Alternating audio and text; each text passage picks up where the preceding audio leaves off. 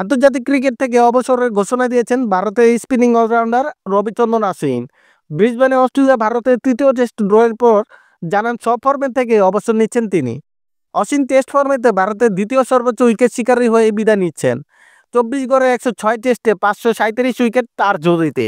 ভারতের ক্রিকেটে অশ্বিনের সামনে আছেন কেবল 132 টেস্ট থেকে 619 উইকেট নেওয়া অনিল কুম্বলে। বেশ কিছুদিন ধরে ভারতের ঘরের বাইরের সূচিতে নিয়মিত মুখ নন অশ্বিন। ভারতের পরের সিরিজে ইংল্যান্ডে যখন খেলা হবে তখন তার বয়স হবে 39। সবকিছু বিবেচনায় এখানে ম্যান ইন ব্লুদের হয়ে শেষ দেখে নিয়েছেন অশ্বিন। 537 উইকেটের পাশাপাশি 3474 রান তার নামের পাশে আছে। শ্রীলঙ্কার মুতিয়া মুরালীধরনের পাশাপাশি 11টি ম্যান অব দ্য ম্যাচ সিরিজের রেকর্ড। অবসরের ঘোষণা দিতে গিয়ে অশ্বিন বলেন, আমার এখানে আসার কথা ছিল না, কিন্তু একটা কথা সকলকে জানানোর জন্য এসেছি। আন্তর্জাতিক ক্রিকেটে এটাই আমার শেষ দিন। আন্তর্জাতিক ক্রিকেট থেকে আমি অবসর নিচ্ছি।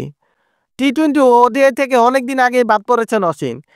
শেষবার আন্তর্জাতিক টি-20 খেলেন 2022 সালে, আর শেষ ওডিআই খেলেন গত বিশ্বকাপের সময়।